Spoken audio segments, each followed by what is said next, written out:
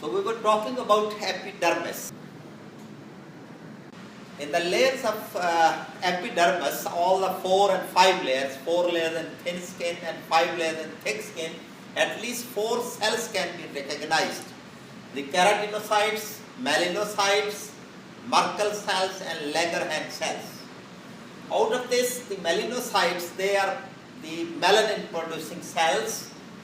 Langerhans, they act like macrophages, they are protective in functions, while Merkels, they are specialized for sensory nerve receptors, sensory nerve endings. So all these cells, they are scattered throughout these 4 and 5 layers and perform specific duties. The next portion is the epidermis. Below the epidermis is the dermis. And this is long, this is the proper skin that we call it. And this is made up of, as we have seen already, of the dermal papillae. And these papillae, they are suitable for grip and make fingerprints and footprints of our body. Cells over here which make fibroblasts, macrophages, mast cells and WBCs. Now the various fibers, they make it stronger, the collagen elastic reticular fibers. Now this is portion which is rich in blood supply and nerve supply. And so this layer is taking a very critical role in temperature regulation due to the blood vessels. Practically it is arranged in 2 layers that we call a reticular and a papillary layers, where they differ by the constituent cells and fibers. Reticular word means network. So they are a network of collagen fibers. Histologically it is dense, irregular connective tissue.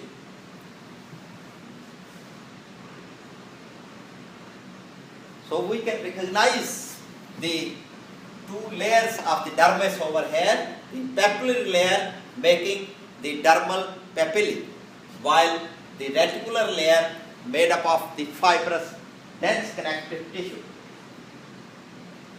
Now just hurriedly, if we compare thick and thin skin, we have said that if you note the differences, this uppermost layer of the thick skin is very well developed, that is the stratum corneum. If we compare with thin skin, it is less developed in that skin. And the lucidum, stratum lucidum in epidermis is absent in the thin skin, while all other layers, they are over there compared. So 4 layers in epidermis of thin skin and 5 layers in thick skin. Now these differences we have tabulated in a tabular form. So containing from the number of the layers down to the arrangement of the corneum layer, and then of course additional layer of stratum lucidum.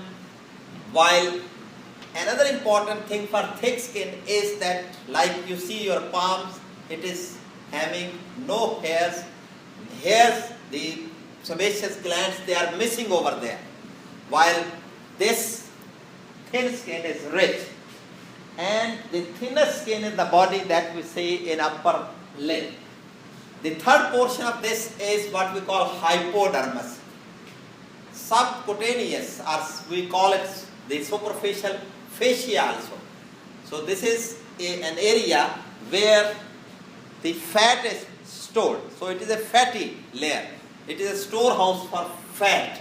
And this arrangement of the fat deposition differs in both sexes, in male and female sexes. So hypodermis, the area below the dermis.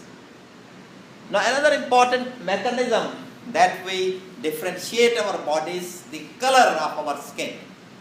And at least 3 pigments can be recognized.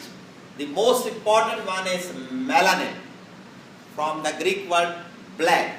Now this is produced in the skin, the only pigment which is produced in the skin. And this gives, amount of this melanin will give color from dark black to pale yellow colorations to our skin. The yellow-orange pigment, carotene, like egg yolk and yellow vegetables and carrots, from the word carrots, the carotene, precursor of vitamin A. Then hemoglobin, the rather pink color that is coming up due to hemoglobin. And this is the oxygen carrying capacity. Now melanin is amount of melanin stratum bezae decides our skin color. Now this is digested by lysozymes. Now this pigmentation can increase with the age and with genetic factors. Now melanosome is the cell which creates this melanin, and it is giving color to the skin. Now in addition, this for the proper skin, we have got some extra organs with the skin attached to the skin, and they are called skin appendages. They include the hair and hair follicle, sebaceous glands, sweat or pseudoferous glands, and the nails. Let us see them one by one. The first hair. They are derived from epidermis and dermis. We have got hairs everywhere except the palm, sole, nipples, and part of our genital organs. Now these hair growth is for covering the surface areas. The absence of these hairs, alopecia we call it. Now each hair, if we look, it has got a special structure, and this is a area which we call hair papilla first, which is made up of connective tissue. This is covered with an area that we call hair bulb. This will extend and cellular cells will raise up and arrange them in 3 layers. Central portion being medulla, the cortex, and outermost as cuticle. Now the hair, when it grows above, it appears, all this we call it the hair shaft. So these hairs, they are arranged. A special muscle is attached with each hair that we call erector pili muscle, and this is a smooth muscle. So this muscle makes our hair erect at the time of tension, worry, and this is the second component is of glands. The glands which can be recognized in the skin, they are sweat glands which secrete the sweat, and these glands are exocrine. That means that they possess a duct. So each gland we will see has got a portion where the production is taking place, production of sweat. Now these glands, they will secrete their secretions by different methods. One of the type of glands which we call merocrine or acrine glands, they will diffuse out the secretion. The other set of glands is apocrine. When they are filled with, their apex get lost and the secretion is released. Another set different from the sweat gland is sebaceous gland, which produced the sebum, an oily material which keeps the hair and skin moist. Now, the technical term for sweating is what we call diaphoresis. Now, these glands, most of them are belonging to merocrine varieties. 99% glands, they are containing true sweat, and they open through the pores on the skin. Apocrine are specially glands, sweat glands, which are placed in the axillary, in anal and genital areas only. Now their duct, they open into the hair follicles. And last, modified some of the areas we have these apocrine glands which are modified, like in the external ear where they secrete the wax, like mammary gland where breast, the milk is secreted. So they are actually glands but modified for the purpose, proper function. Now the last group of the glands is what we call oily glands, sebaceous glands. They are everywhere except palm and sole. So they are not seen on our thick skins. produce sebum. Now this sebum is produced by holocrine method. That means whole of the cell gets destroyed when secretion is to be produced. This is oily, so it lubricates the hair and our skin.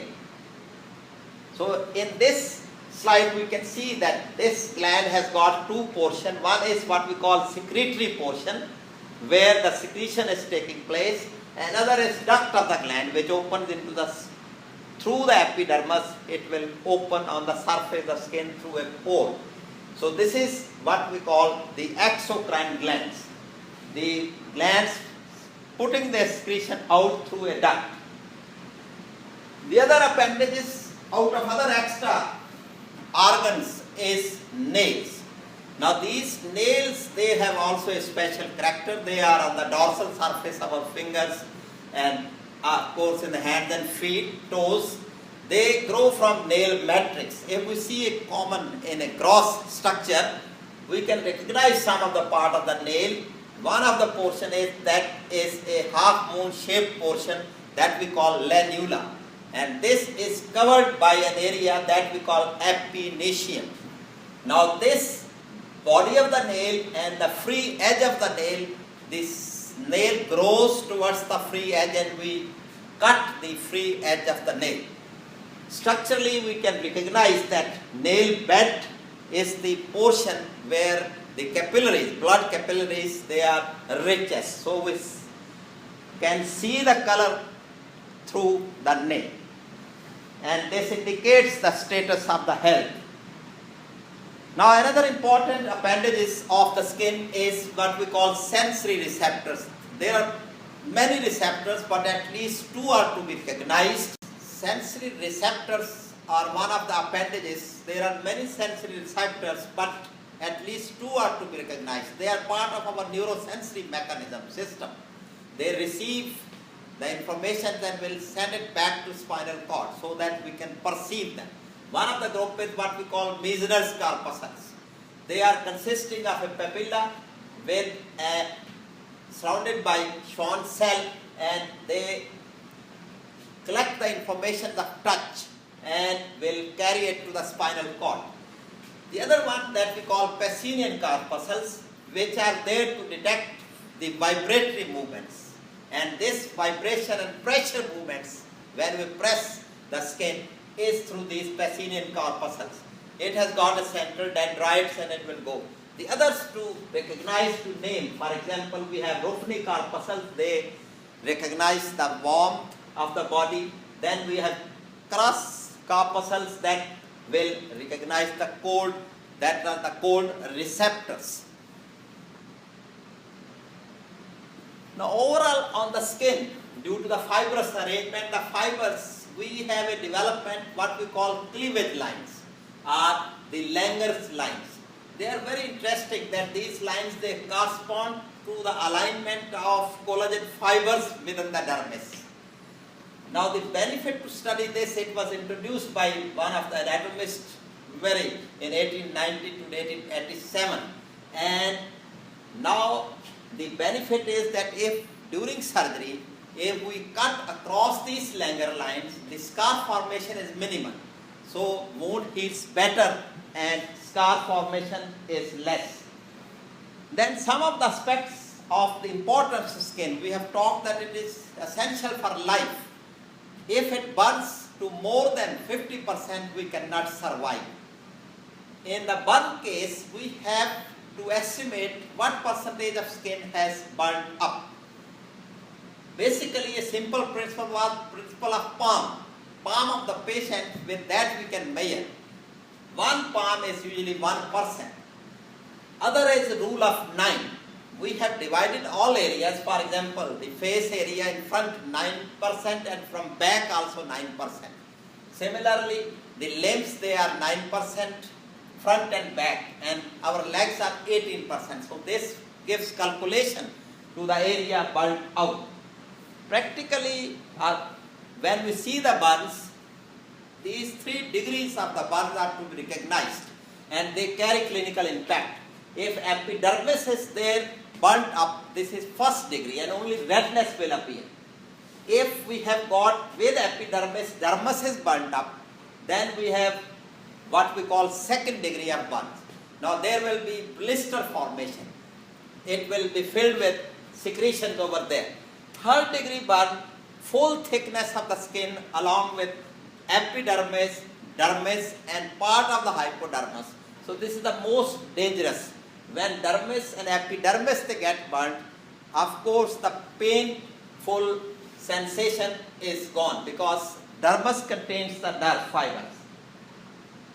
So with this we have the an overview of this integumentary system and along with all its appendages, that is the hair, nail and the appendages, the hair, nail and glands with sensory receptors. Thank you very much.